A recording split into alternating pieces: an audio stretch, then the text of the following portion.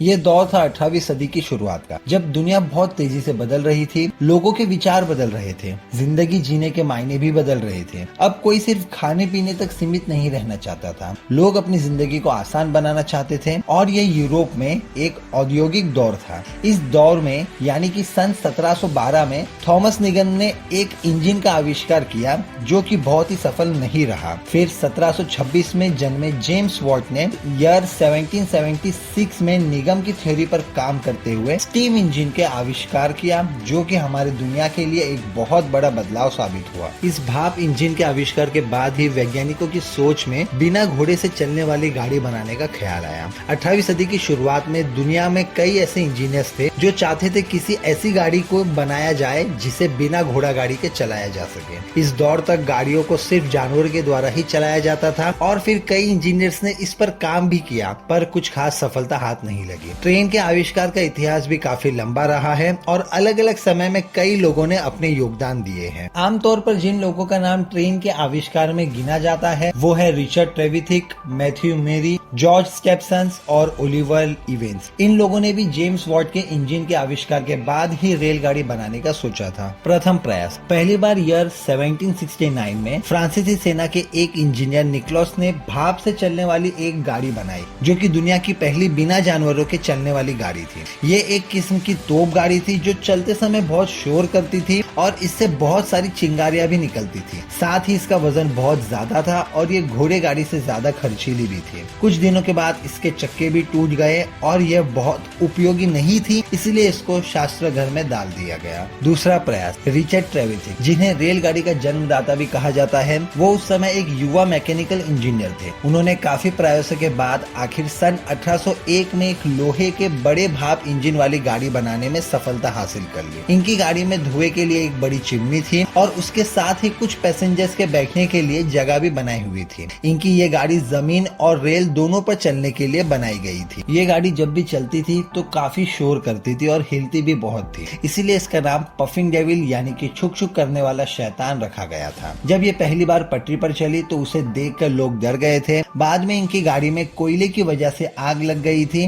पर रिचर्ड एक बहुत ही साहसी और प्रभावशाली व्यक्ति थे। उनकी पहली गाड़ी में आग लगने के बाद उन्होंने हिम्मत नहीं हारी और फिर सन 1803 में उन्होंने दूसरी बार भाप से चलने वाले इंजन गाड़ी बनाई, जिसे उन्होंने कॉर्नवेल से लंदन तक की सड़कों पर चलाया। इस सफर में गाड़ी के इंजन को तो बुरी तरह से नुकसान हुआ। फिर रिचर्ड ट्रेविथ ने इस भाप गाड़ी को लंबे समय तक प्रयोग में लाने के लिए सिर्फ पटरी पर ही चलाने का सोचा, जिस वजह से उन्होंने एक कंपनी से हाथ मिलाया और कॉर्नवेल से लंदन तक फिर पटरियां बिछा दी। और फिर 21 फरवरी 1804 को एक ट्रेन जिसमें 25 टन लोहा और 70 आदमी सवार थे, उसे रिचर्ड ने खुद 4 घंटे और 5 मिनट तक चलाया। ये दुनिया में पहला मौका था जब भाप के इंजन से इतना भारी सामान और इतना ज्यादा सामान खींचा गया था। पर इस समय तक रेलगाड़ी को बहुत ही ज्यादा खर्चीला और कम उपयोगी माना जाता था, इसलिए उस समय किसी कंपनी ने इस प्रोजेक्ट पर काम करना फायदेमंद नहीं समझा, इसीलिए रिचर्ड ने इस प्रोजेक्ट पर काम करना बंद कर दिया था। तीसरा प्रयास मैथ्यू मुरे एक नई सोच के इंजीनियर और व्यापारी थे, जो हमेशा से एक ऐसा वाहन बनाना चाहते थे जो घोड़े पर निर्भर न होकर भाप के इंजन से चले। उन्होंने 1812 में रिचर्ड के द्वारा बनाई गई रेलगाड़ी में काफी बदलाव किए। इसके भाप इंजन को नए तरीके से मॉडिफाई किया गया और फिर सन 1812 में व्यापारिक रूप से चलाने के लिए इसे पहली बार पटरी पर दौड़ाया गया। इससे पहले रिचर्ड ने सिर्फ एक बार ही ट्रेन को पटरी पर चलाया था और मैथ्यू म्यूरी ने पहली बार इसे व्यापार करने के लिए चलाया था। उनकी कंपनी ने इंग्लैंड के कई शहरों में धीरे धीरे रेल की पटरियां बिछाने का काम शुरू किया, पर अभी रेल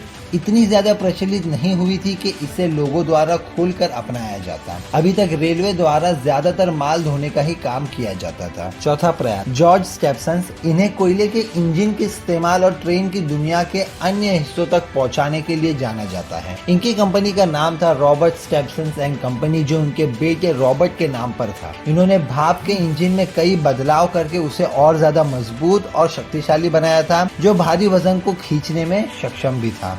27 सितंबर 1825 को भाप के इंजन से 38 डब्बों वाली रेलगाड़ी को खींचा गया, जिसमें 600 यात्री सवार थे। इस पहली रेलगाड़ी ने लंदन से ऑकलैंड तक का 37 माइल का सफर 14 माइल प्रति घंटे की सफर से तय किया था। आधिकारिक रूप से इसे ही विश्व की पहली ट्रेन कहा जाता है, जिसने पैसेंजर्स को एक स्थल से दूसरे स्थल तक का सफर कराया था। दुनिया की इस पहली ट्रेन के भाप के इंजन का नंबर था लोकोमोशन नंबर 1। जॉर्ज ने ट्रेन के आविष्कार में क्रांति ला दी थी। इनके कोयले के इंजन के इस्तेमाल के बाद दुनिया में अन्य देशों में इसे बनाने की होड़ लग गई थी। ओलिवर इवांस ये एक अमेरिकन इंजीनियर थे। इन्होंने भाप के इंजन में कई बदलाव किए और पहली बार हाई प्रेशर भाप के इंजन का निर्माण किया। पांचवा प्रयास रुडोल्फ डीजल। ईयर 1858 में जन्मे रुडोल्फ डीजल ने 1897 में डीजल इंजन बनाकर एक इतिहास रच दिया था। उनके बनाए हुए इंजन का प्रयोग आज भी पूरी दुनिया में किया जाता है। उन्होंने ईयर 1897 में 25 हॉर्स पावर के 4 stroke single cylinder diesel engine बनाया था। इनके इस आविष्कार के बाद 1912 में रोमन शोर ने रेलवे द्वारा स्विट्जरलैंड में पहली बार डीजल इंजन से रेलगाड़ी चलाई गई थी। भारतीय रेल का इतिहास। आज भारतीय रेल को दुनिया के टॉप 5 सबसे बड़ी रेल नेटवर्क में गिना जाता है, जो कि तकरीबन 15 लाख कर्मचारियों को रोजगार भी देती है और पूरे देश को आपस में जोड़ कर रखती है। पर क्या आप जानते हैं कि भारत में पहली रेलगाड़ी कहाँ चली थी? अगर नहीं तो मैं आपको बता दूं कि भारत में पहली रेलगाड़ी 16 अप्रैल 1853 को बोरी बंदर से थाने तक 35 किलोमीटर तक चलाई गई थी। उस वक्त ये ट्रेन तकरीबन 20 डब्बों की थी और इसमें 400 यात्री ने सफर किया था। इस रेलगाड़ी को ब्रिटेन से मंगाए गए 3 भाप के इंजन सुल्तान, साहिब और सिंधु ने खींचा था। आपको बता दूं कि ईयर 1845 में कोलकाता में great Indian peninsula rail company की स्थापना हुई। इस कंपनी ने 1850 में मुंबई से थाने तक रेल पटरी बिछाने का काम शुरू किया था।